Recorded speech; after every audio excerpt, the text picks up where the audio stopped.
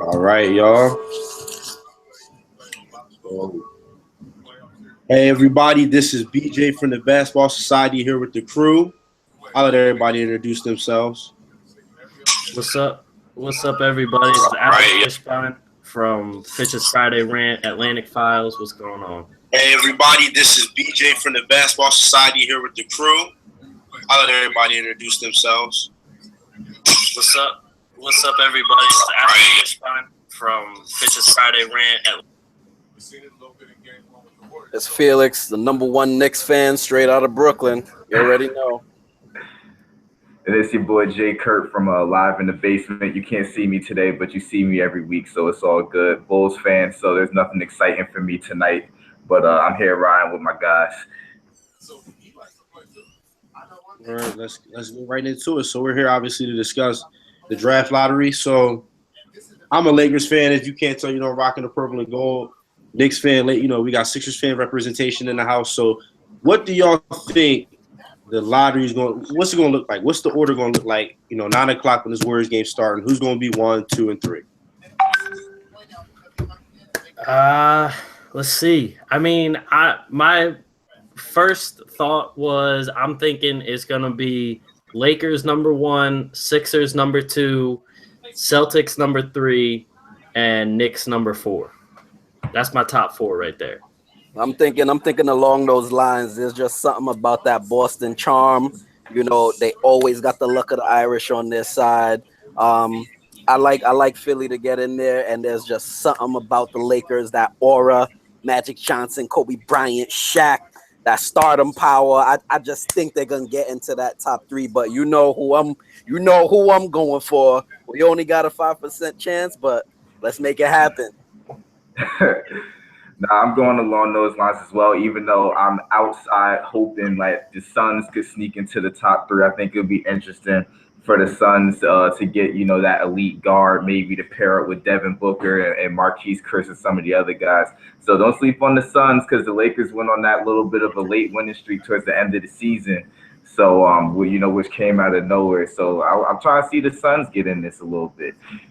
That's what I'm saying. I think people are sleeping on the Suns. I have a feeling, like I don't know. I have a strange feeling they might creep up in there, which will, for Lakers fans, that would stink, because then that means we're probably getting pushed out.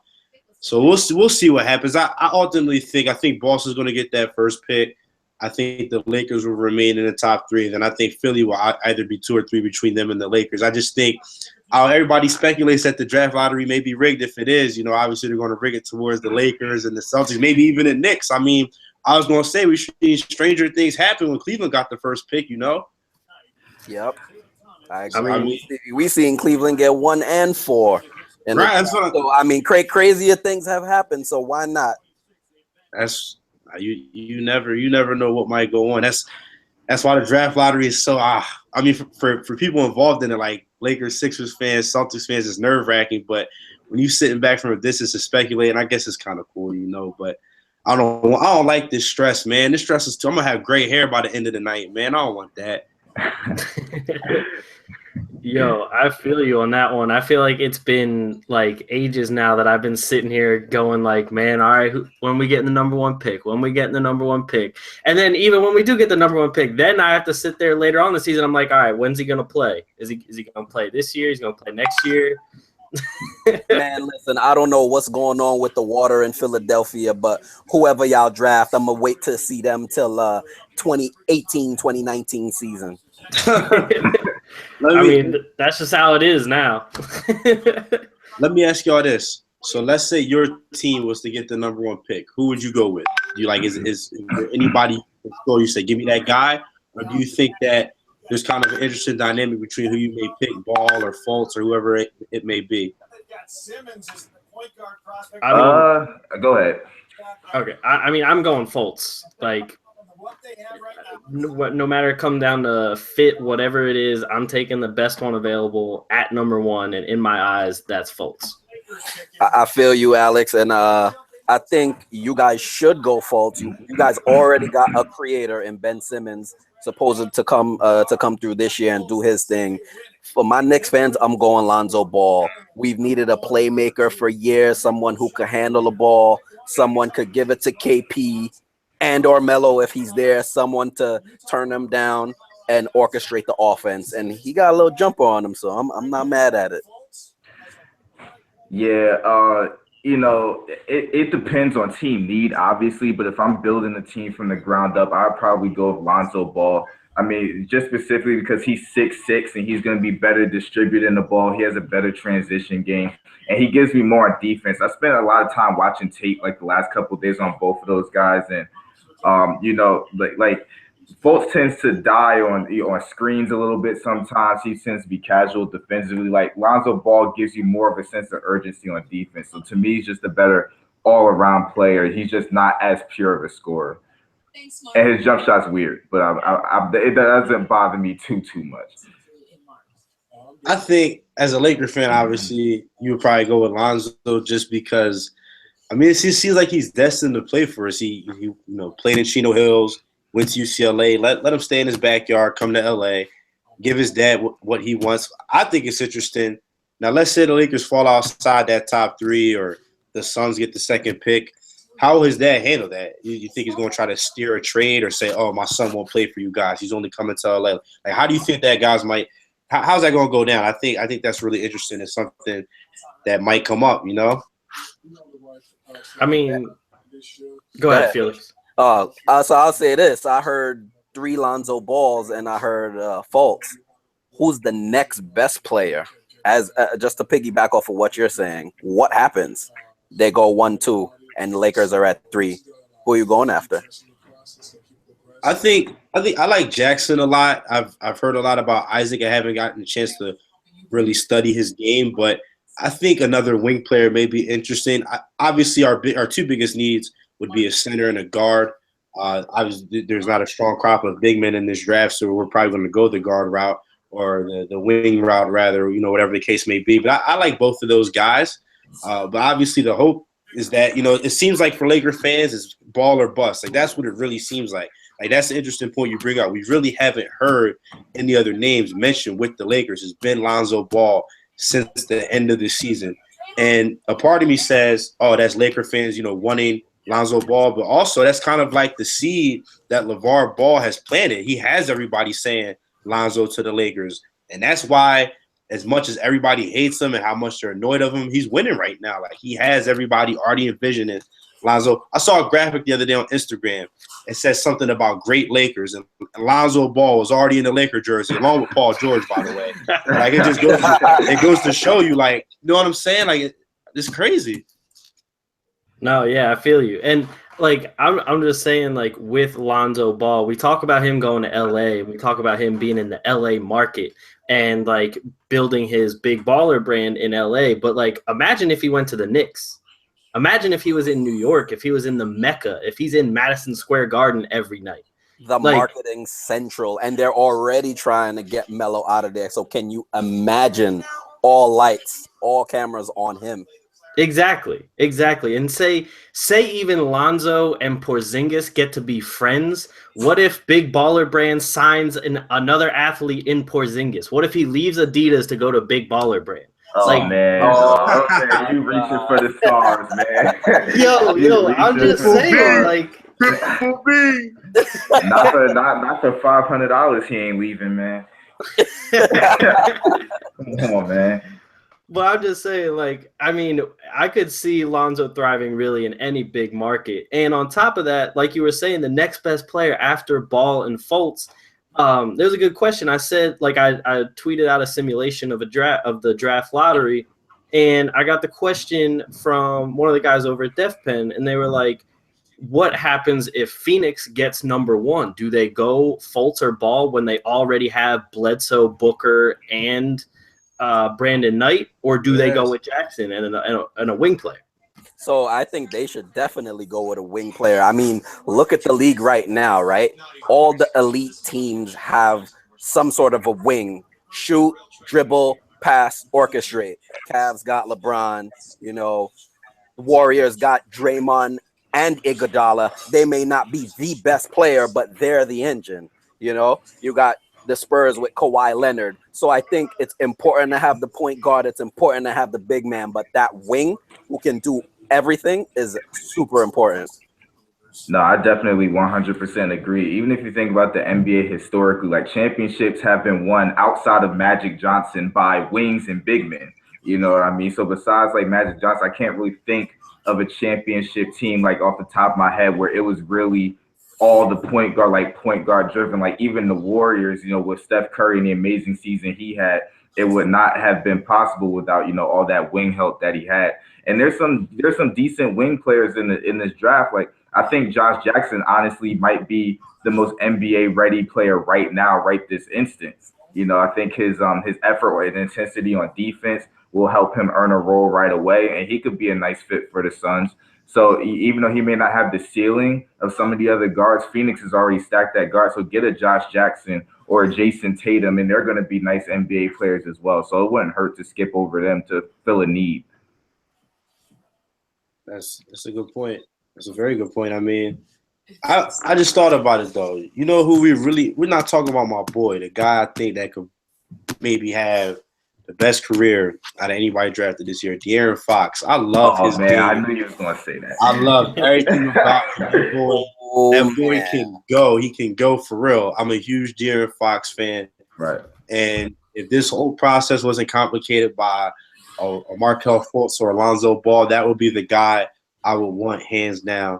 Love De'Aaron Fox. I love his game, and most importantly, I love his demeanor. He seems like a high character kid, You could kind of draw some early comparisons to John Wall. I mean, both former Wildcats, and it's been said that De'Aaron Fox is the quickest end-to-end, basket-to-basket in this draft. So coming out of college, just like John Wall, they got to work on their jumper a little bit. But once he gets that patented down, man, he gets that mid-range jumper coming off the pick and roll, it's money.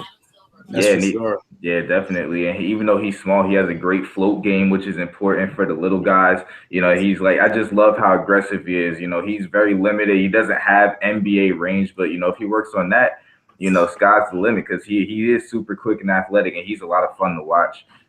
Definitely. You can't question his motor. I mean, look at one of the biggest games of the season, De'Aaron Fox versus Lonzo Ball in the NCAA tournament. He went at him. I mean, there was no hesitation. It was, look, Malik Monk, I know you the wing, but give me the rock and I'm gone. Like, this dude can't guard me, and he just went for it. Man, that's why De'Aaron Fox is BJ's boy, because he's like John Wall. That's exactly why BJ likes it. You're right about that. I like both of those guys, and even I've seen tons of people saying, like, say the Sixers don't get in the top 3, but say they do get the Lakers pick or something. I've seen a lot of people say that they hope the Sixers take Fox and Malik Monk together, and people were kind of drawing those comparisons with John Wall and Bradley Beal, and I mean, I could see that if they do end up going to the same team, I could see them working out that kind of way. And like you guys are saying, De'Aaron Fox could be a real game changer. He can change the game for sure, man. Him and Malik Monk can go too. Malik Monk can play. Both of those guys, I think that would be a really good fit for the Sixers. You guys get obviously the guard that you need, and then you get the 2 guard that can score and shoot it, and then suddenly that gives you a really, really, really nice core. And I mean, man, that would put in my opinion, the Bucks and the Sixers would be on a collision course in the East for probably about 3 to 5 years. It'd be kind of like back in the day with AI and Ray Allen. When those two were up at the top of the East going at it, trying to make it to the finals. It'd be like a repeat of that. So the Sixers, man, they're in a really good position. Like, it's like getting your cake and your ice cream too. Like, the Sixers got the cake. They get in the top 5 pick no matter what. But getting that ice cream, that Ben and Jerry's half baked, getting that would be the Lakers pick.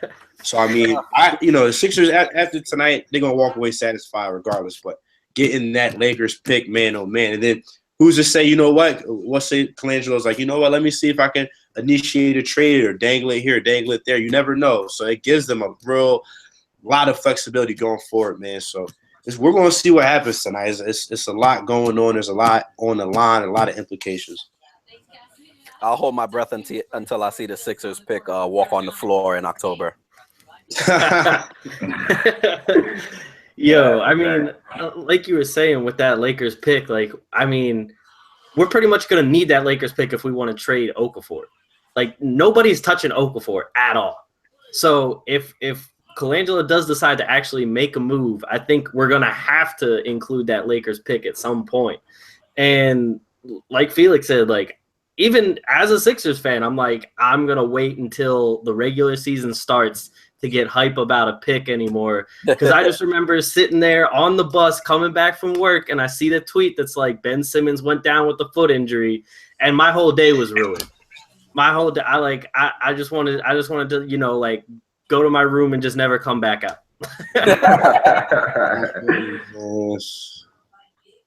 I feel you on that. So let me ask you guys a question. I saw a rumor the other day that mentioned the Timberwolves may be looking to move up if they didn't like their positioning. So I mean, let's say they try to fire up a trade, right? Would you trade Zach LaVine and their pick, the pick that they get to move up move up a little bit, whether it be 5 or 4? Would you do that?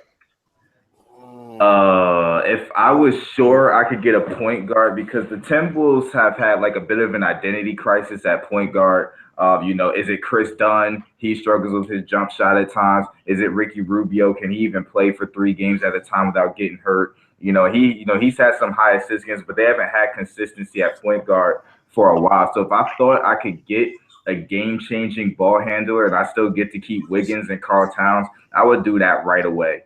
I know LaVine is fun to watch, but, to me, it's similar to how I felt about, maybe not to the same degree, but I felt the Sixers should have traded Blake Griffin a long time ago while he still had value. So I think, if you get a chance to get a game-changing guard like that while he still has, while Zach LaVine still has value, and you get your Karl Towns still, who's going to be a superstar, and Andrew Wiggins, he continues to develop his game as well, I think that's a no-brainer. I agree with Justin. I think you can definitely trade LaVine, as he said. If you're getting a game-changing guard, you can always move Wiggins to the 2 and get someone to play a 3-and-D wingman. So the lineup can still work. You got your dynamic guy and Karl Anthony Towns down low. You're gonna have your dynamic guard in the draft, and you still got Wiggins to play D. And as long as he works on his jump shot, you can always fill in that wing spot. I can dig it. That's some good stuff. I mean, I would probably do it. I remember last year around, I think it was I don't know if it was the draft lottery. No, it was the draft. There was a rumor out there about the Timberwolves maybe trading for like Jimmy Butler or something, and they didn't pull the trigger. I was kind of surprised about that. But, I mean, you never know. This draft stuff can be really complicated. There's a lot of layers to it. If they want to move up, I mean, hey, Felix, let me ask you this. So let's say the Timberwolves end up with like 10 or 9 or something, and somehow the Knicks creep up, they get to like 5 or 4. Would you take LaVine in the 11th pick for that 4th pick? Absolutely not. I'm not doing that. It's bad enough LaVine's coming off an injury and you don't know which version of Zach LaVine you're getting. I understand that we have advances in medicine and, players come back quicker, stronger, faster these days. But for an injured Zach LaVine and the 11th pick, when I can have a potential number 4 game-changing franchise player talent, I'm not doing it. Interesting. I can dig it. That's a good answer. I like that. So all these, we got all these rookies, all these young guys about to come into the league, looking to make an impact, get their feet wet. Which guy out of all these potential lottery picks, which guy is ready to come in and help his team immediately from day one, come in and win, put up solid numbers, really impress, kind of like do what Joel Embiid did at the beginning of this year. Joel Embiid, basically, if he had played the entire season, he would have been Rookie of the Year, hands down, no question. He captured the award, right away. He had the fans captivated. Are we going to see a rookie this year kind of do something similar to that? Maybe run away with the race, or do you think it's going to be 2 or 3 guys that really, really break out and impress us? Because if you be honest, if you think about it, we were all hyped this year to watch Ben Simmons. He went down. Almost every other rookie was underwhelming. I mean, Malcolm Brogdon came on towards the end of the season. He was a nice story. I like watching Marquise Chris play. Obviously, Brandon Ingram got better as each month went on, but there wasn't that dominant guy. You think we get that this year? So I'll start out by saying this. I think it'll be a tight race for Rookie of the Year. However, I think Lonzo Ball's game translates the best. So Markel Fultz is coming as a scorer. So there's always a little, not really much of a margin for error with scoring, how it translates from college to the league. Sometimes it doesn't translate so well, but Lonzo Ball, 6'5", he can pass with the best of them. I think his passing game and his court vision will translate to the league. He'll be an immediate 6 to 7 assists per game guy, and the scoring will be just there. You know, teams will have to kind of back off when he's coming off the pick and roll, maybe leave him out there, and then he can shoot. He has range, so I'm not worried about that. I think his game translates the best. I think he's the front runner for Rookie of the Year. To me, it depends where these guys go. I mean, if let's say it's the Lakers and Phoenix. So if Fultz or Lonzo Ball get drafted, barring some sort of trade, how many minutes are these guys going to get? Are these guys going to even start? Those are both teams that have guards. To me, the person, like I said it earlier in the conversation, the one who has the most NBA ready game right this instant, to me, is still Josh Jackson. To me, the team that picks Josh Jackson, whether he's the most talented in this draft or not, they're going to use him because he's 6'8", he's bouncy, he's going to be a lob threat. He attacks sloppy closeouts, with efficiency from the outside. He's going to be dunking on people. So he's going to make a couple of highlight plays, and he hustles on the defensive end. And I can't stress that enough. You see what the Celtics are doing just by hustling. They beat up the Wizards, over, in Game 7. The teams are going to, be desiring guys like that are going to make, hustle plays. They're going to make what's called winning plays. And I think Josh Jackson, he just has the most NBA ready game. Don't sleep on him for Rookie of the Year. Yeah, I mean, to me, I think there's 3 guys who have the potential to really help straight out the gates. And I think that's Fultz, Ball, obviously, and then Tatum. The more that I've watched Tatum, the more that I saw him play in college and everything, it really seemed to me that Tatum had the most NBA ready game in my mind. I do like Josh Jackson as well, but it also depends, like Justin was saying, like where these guys are going. Yeah.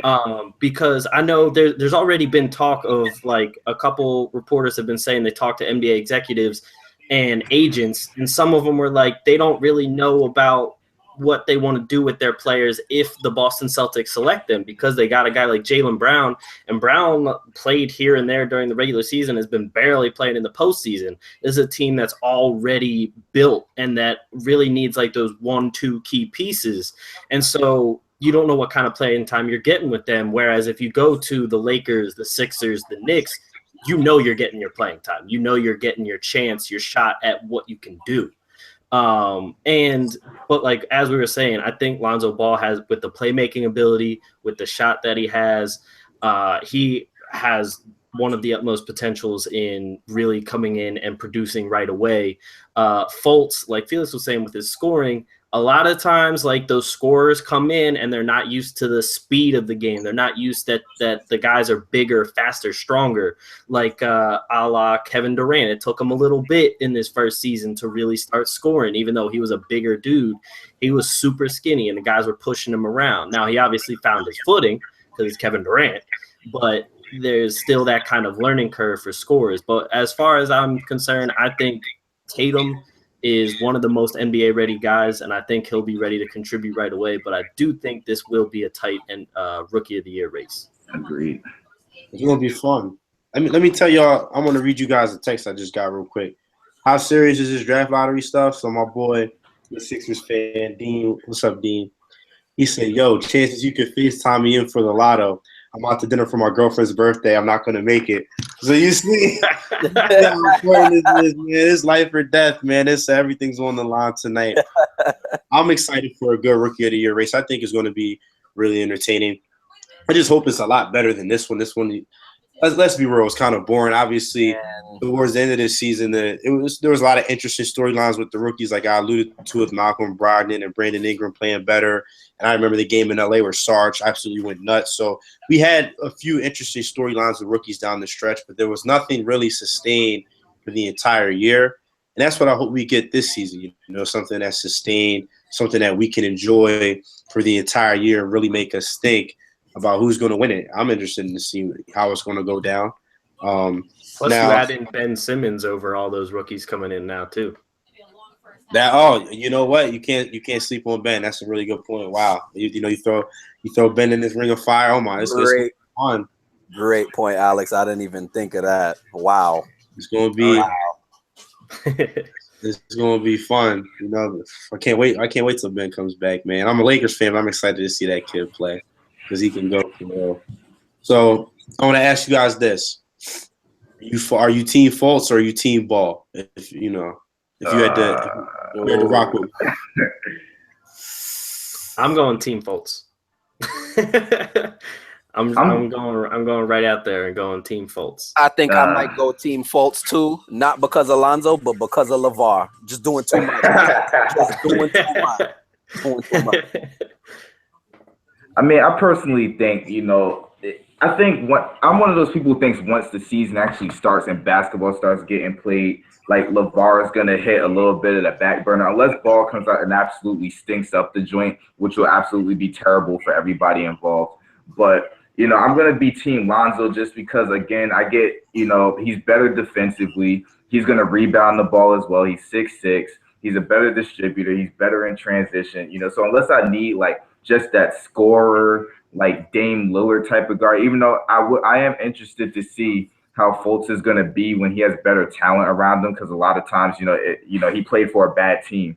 So that's always different, as opposed to playing on the NBA level with better talent. But for now, I'm going to go team Lonzo. He just gives me more. And, I'm the type of guy when I'm building a team, I want somebody who can do as many different things as possible. I've heard the Jason Kidd things. I don't know about that.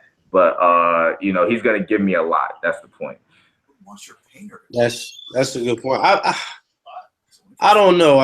I like Lonzo's intangibles, but I just like the way Fultz can score the ball.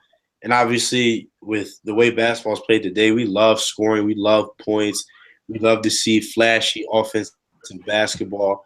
But you can't gloss over the things that Lonzo does well. He doesn't have the scoring flair that Fultz does right now. He doesn't have all of that out of the pick and roll like Fultz does as of right now. But I think he can get there. I think he will get there. Just like I said earlier, as a Lakers fan, I'm just enamored with Ball in that Lakers jersey. So I got to be team Ball. And I mean, there's no disrespect to Fultz.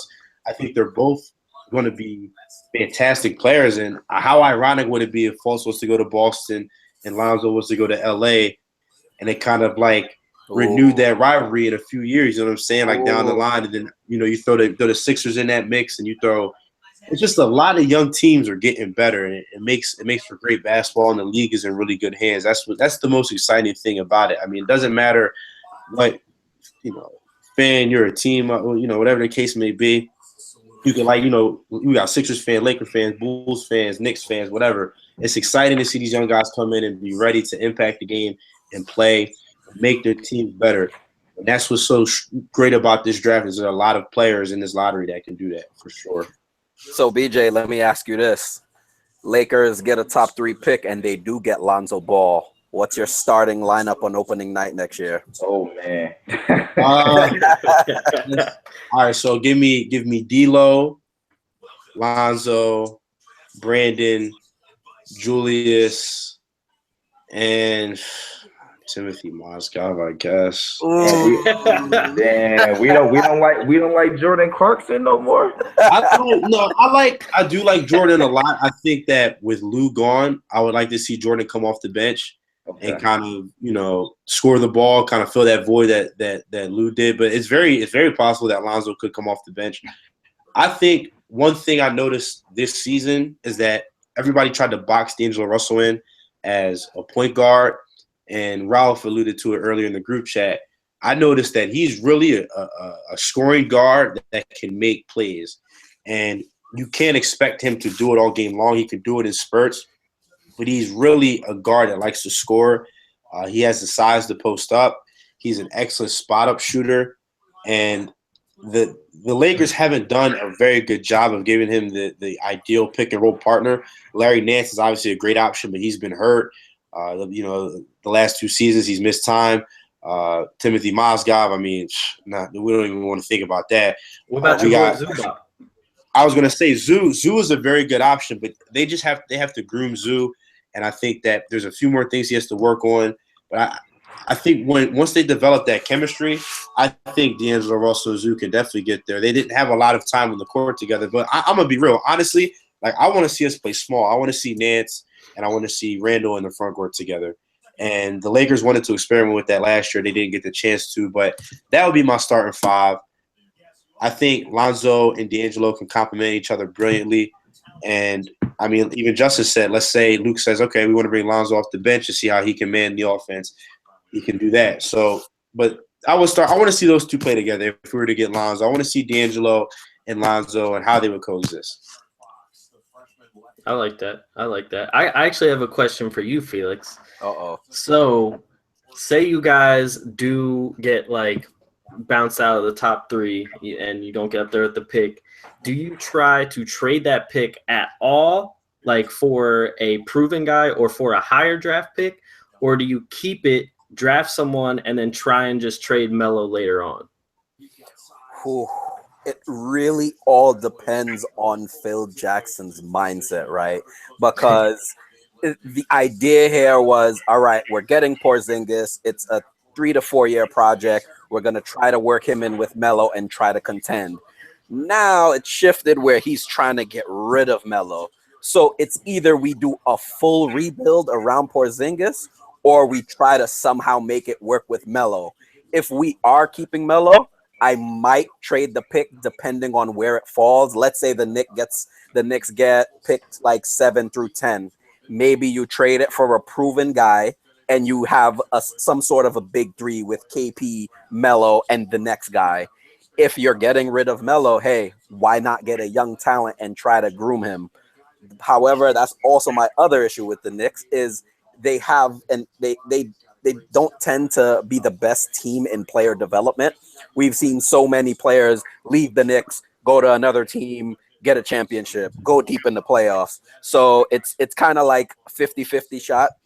Let's see where it stands, though. If we get picked 7 to 10, maybe we do trade it. But if we're getting rid of Melo, I say we just draft a young talent and try to groom him. Yeah. I mean, but not even as a Knicks fan, but I would agree with you on that one. And yeah, I mean, you definitely have a point there with the player development. That's usually a big struggle there. J.R. Smith championship, Shumpert championship, Channing Frye championship. I mean, let's see. I mean, look at what Tim Hardaway Jr. is doing this year, or he did this year. It's tough. But we're about to get underway here soon.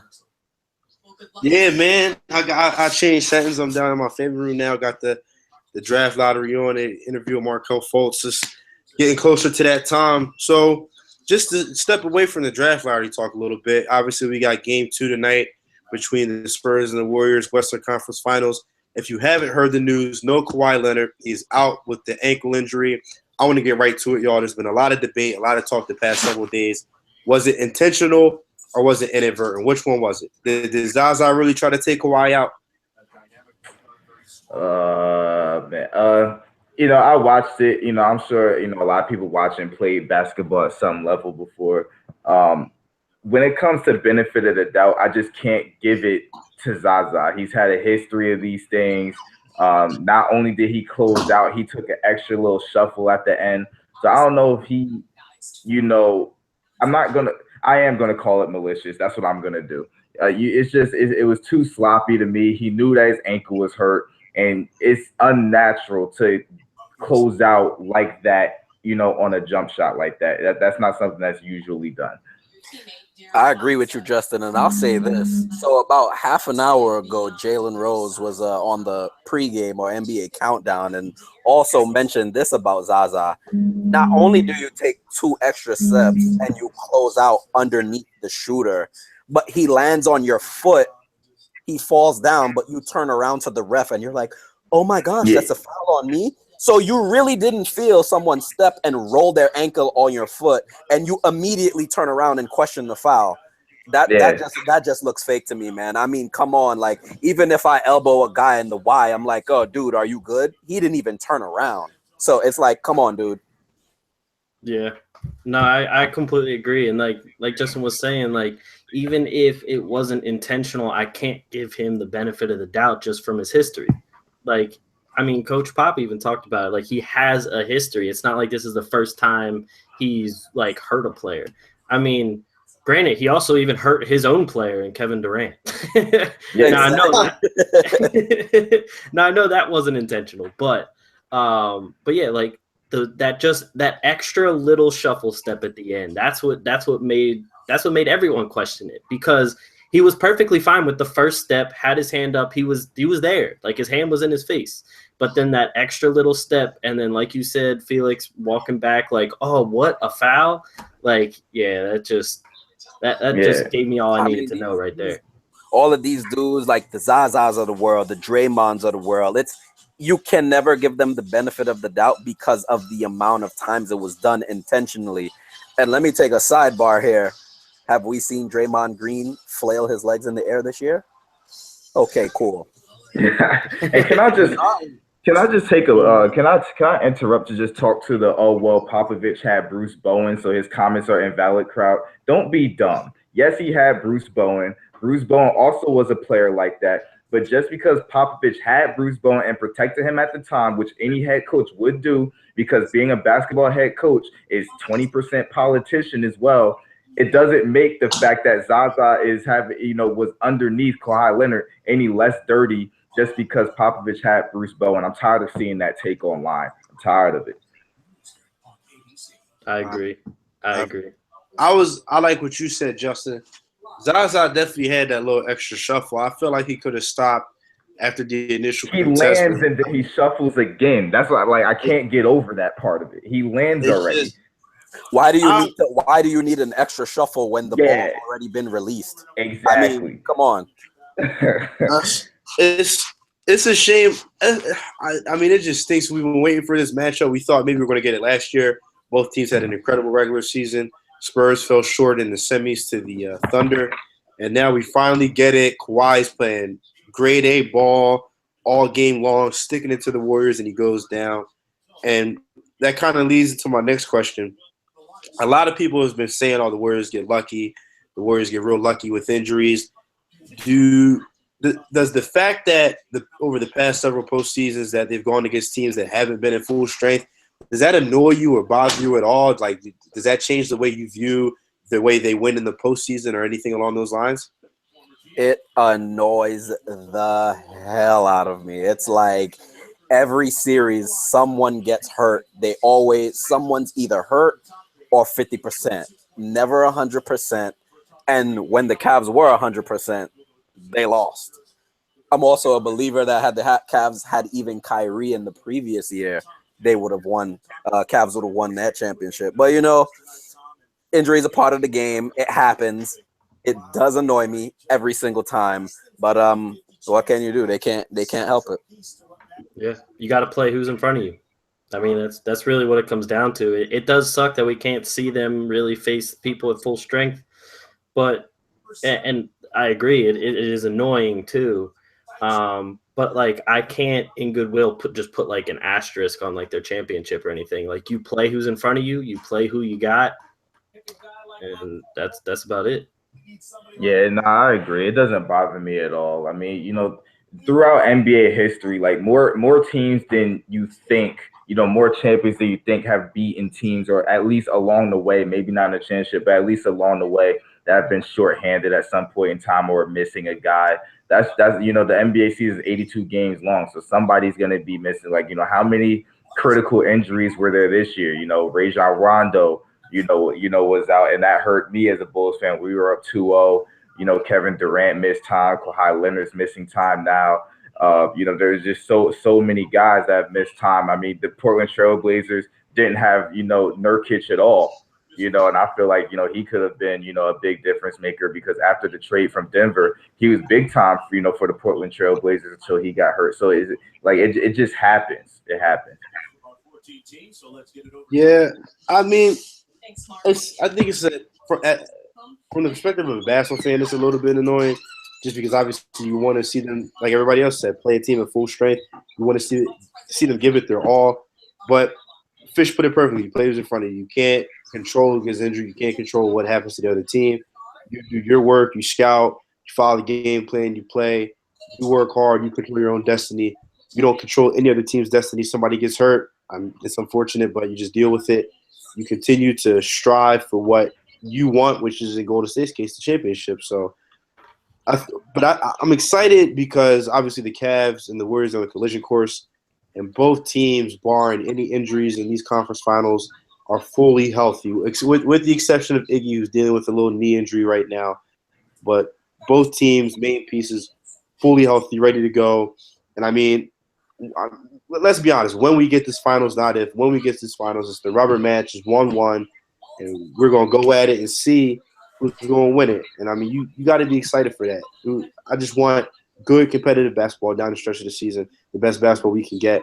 Game 7 last year, one of the best games I've watched in a while, probably my whole life.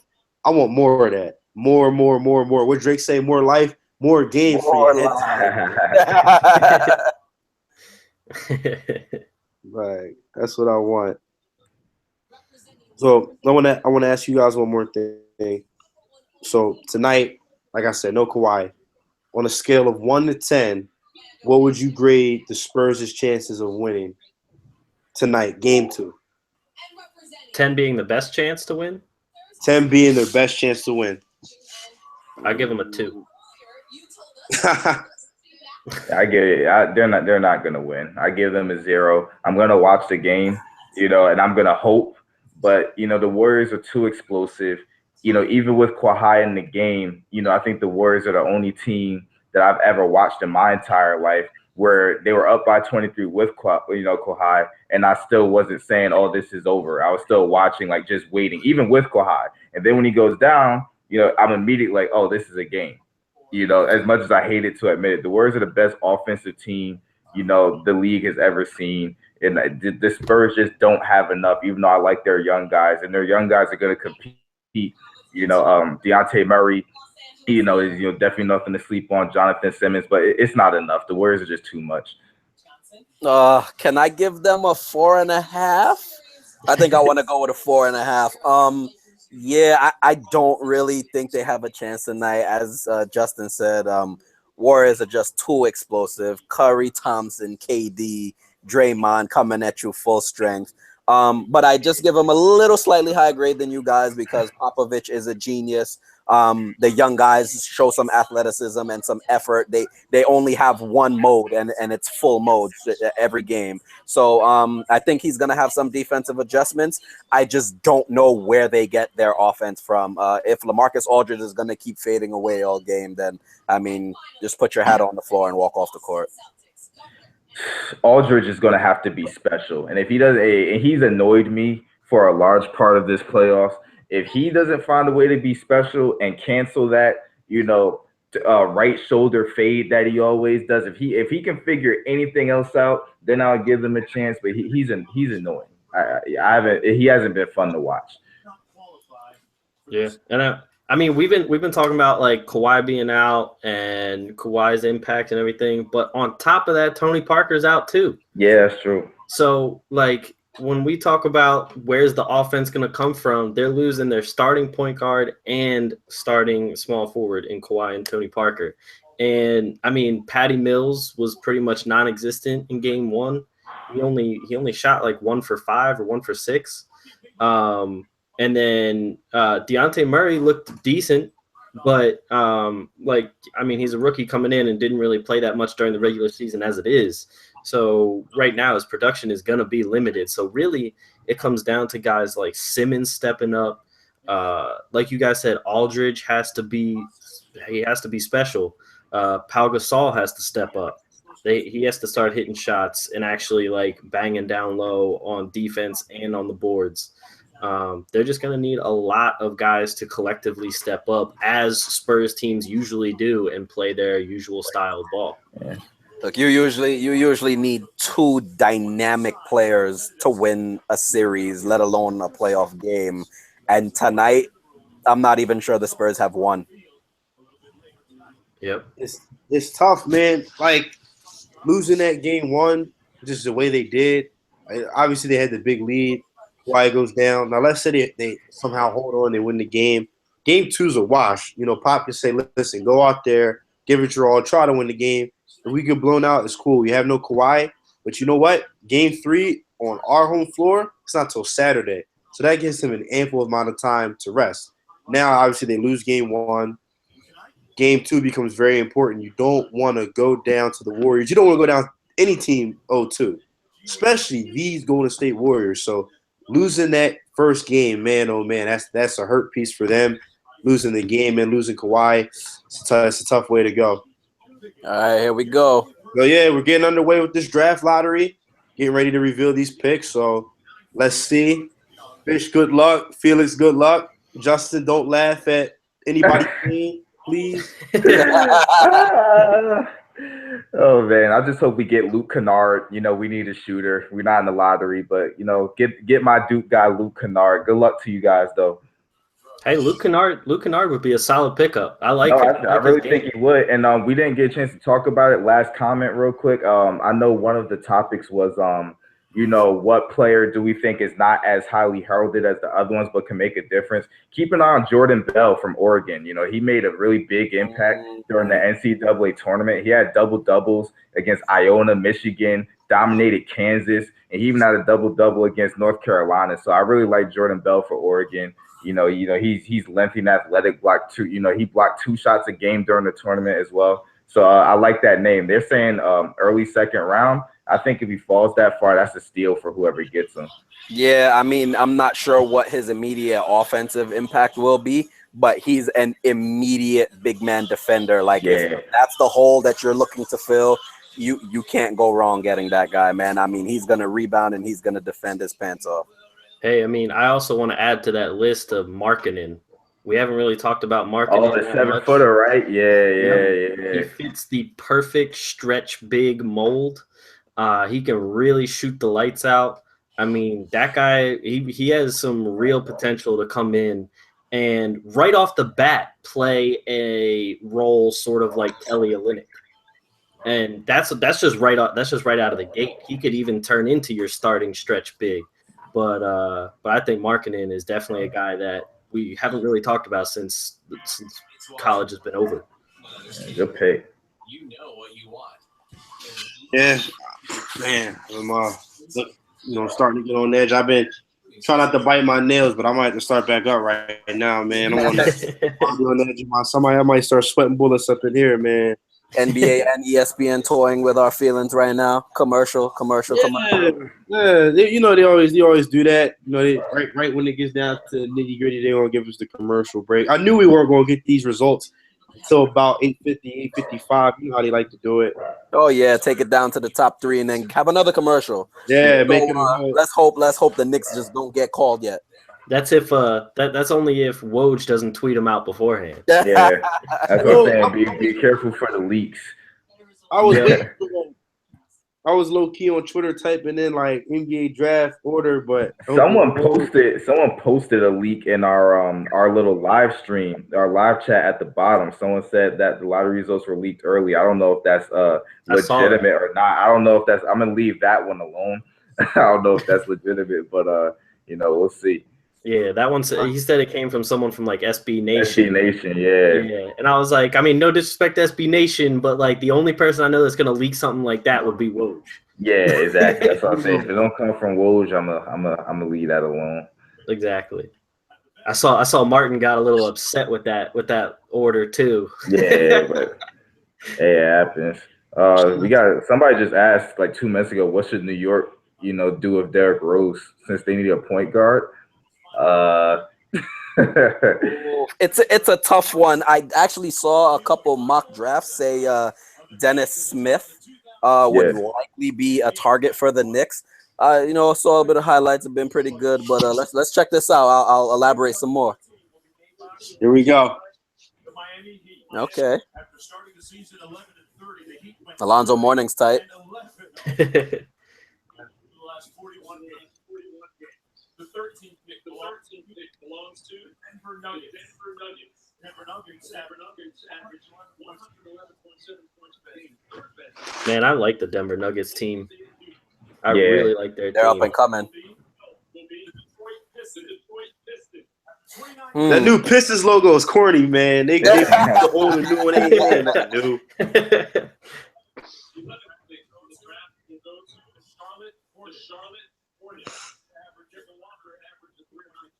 Two interesting teams to see what direction they head in next year. Definitely. And there's a lot of good players hanging around that, 12 to 8 and 9-ish area as well. So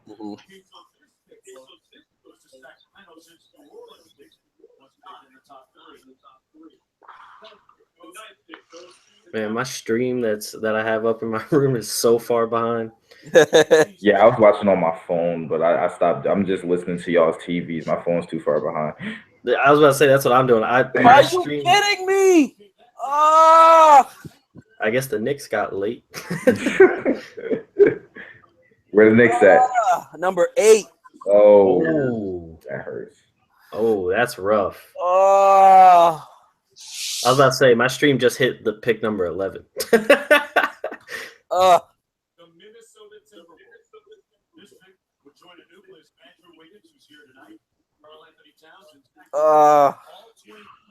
Interesting, all the publicity. Lonzo didn't agree to be on TV tonight.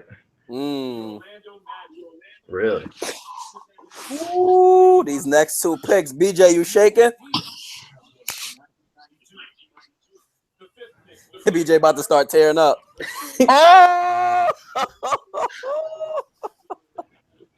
Oh. Who got number 5? Exacto, but Philly could swap it if they want. Philadelphia's in the top 3, confirmed. Okay. Ooh, is it the Lakers? Is it the Lakers?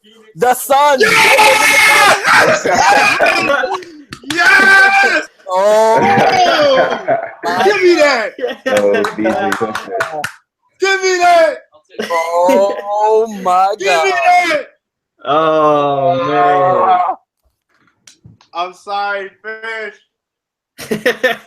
Hey, I'm perfectly fine with it. We at least got top 3. Oh my God! Look, all we need is the Celtics to get 3rd. We didn't even get top 5. I agree. Yeah, Felix, that's rough, man. Number 8. I thought y'all were at least getting 5. To be completely honest, at least 5. I just don't know. Man, oh man. Man, they should have let KP and Melo rest. Oh man.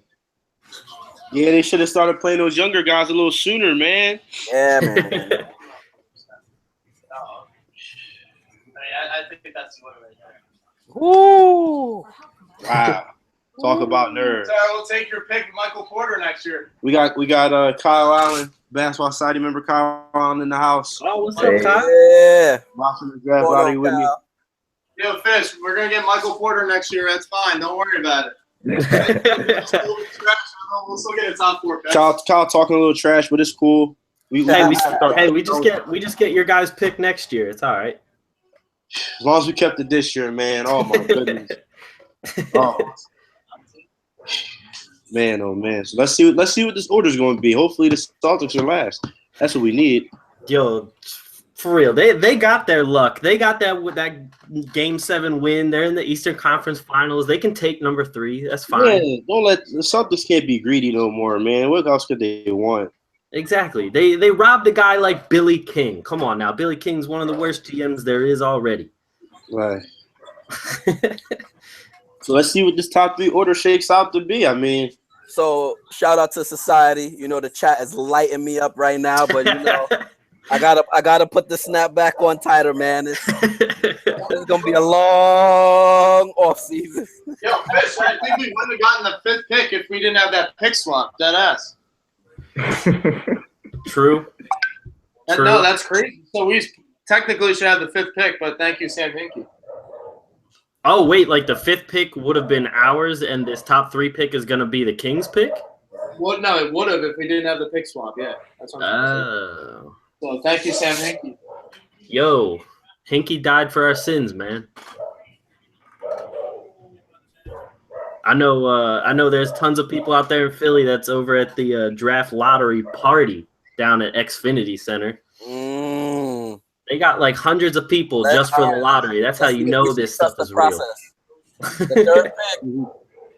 Here we go, y'all. The Sixers. Defense from Sacramento. If the Celtics get the number 1 pick, are you? Oh Wow! my gosh! Are you kidding? Wow! Wow! Celtics got number 1. Celtics got number 1. Lakers 2. Big. Oh my God, man! Oh my goodness gracious! The Lakers keep the pick. Oh my gosh! Markel Fultz number 1. Lonzo Ball number 2. It's about to be summer's ours. Winners 2. Top down in the winner. That's what winners do. We coming, baby. We coming. We finally know this order. You know, we know we have a pretty good idea of who is going to land where. Man, I mean, so quick reaction before game 2. How you guys feeling? Fish, Felix, how you guys feeling, man? I'm really mixed feelings right now because we got Embiid with the number 3 pick, who if he stays healthy, he's gonna be a game changer. But we also got a guy like Okafor with the number 3 pick. So our pick could really go either way. I don't know. I wouldn't say I'm worried, but I'm a little skeptical. I'm definitely worried. At number 8, this is a top-heavy, talented draft. So I think after the first 2 or 3 picks, teams are just gonna pick the best talent available, regardless of fit. And I'm not sure where that leaves the Knicks, man. I'm really not. I don't really have a dog in the fight, but it's always an interesting time when New York fans are sick. So I can't wait to get on Twitter and casually, scroll the timeline, all the Knicks fans crying while I watch this game too. So no shade to you, Felix, but I got too many annoying Knicks fans in my life. I can't wait to hop on and just scroll that. Justin, the season is long enough. You got to make the off season long. Hey, too. it's got to be like that. Luke Kennard for president, though. Luke Kennard. Mark my words. Man, I guess how would I feel? I feel amazing, man. I'm happy. We kept the pick. Obviously, that was the most important thing going into this thing. Didn't matter if it was 1, 2, or 3. We kept it. We give ourselves a chance to add another primetime player to what is already a solid young core. It's exactly what we needed. Hopefully, the Lakers don't feel like they should be in a rush to grab a superstar or compete. Let's draft these young guys. Let's groom them. And let's get back to where we need to be. Rome wasn't built in one day, man. It wasn't built in one day. So let's practice patience and get back to the place that we know where we should be, and that's competing for championships. So I'm happy. And being a guy that lives in Philadelphia, I'm happy. I'm happy for Sixers fans. Like Fish said, obviously, the picture becomes a little bit more convoluted. You wonder about who you pick and who you're going to take. But at the end of the day, you're adding the top 3 talent in what is an extremely deep draft. So both of our teams, man, in a few years, we're gonna be on that collision course. I had that feeling, man. I had that feeling. Hey, let me just give my yearly RIP to the Nets in that terrible trade that they made. Shout out to the Boston Celtics top pick, which would have been, I just need to honor that. Yeah, I just need to honor that terrible trade once again, real quick. Our Nets fans, continue to be sick. All right, fellas, one more last thing before we log off. Final score predictions for tonight. Warriors by 1,000,000. Is that like a thing or no? Yeah, I'll throw that in there.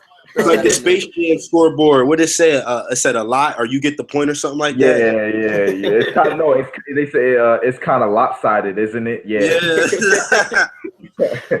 gonna be that. On the real, I'll say 115 to 89. I'm gonna go 112-95. I'm gonna go 109 to 89, and I low-key think somebody from the Spurs might try to take a shot at Zaza. I know usually you don't see stuff like that from Greg Popovich coach teams, but I think they might try to sneak one. I think you're gonna see a little physical rough play from the Spurs. I think, and also I wanted to say real quick before we go, I think Greg Popovich is right about Zaza. I think that's him speaking the words that Kawhi Leonard would never, ever, ever think to speak to the media. I think that's the coach sticking up for his guy, and I absolutely loved it. So for everybody in this chat, Felix, Justin, Fish, thank you guys for rocking with us this past hour, talking NBA draft lottery, NBA draft, and now game 2. Get ready to tip off for ESPN between the Golden State Warriors and the San Antonio Spurs. The Warriors lead the series 1-0. Again, if you have not heard the news, Kawhi Leonard is a no-go for San Antonio tonight with a sprained ankle. Thank you guys for tuning in and listening. Until next time, peace. Later.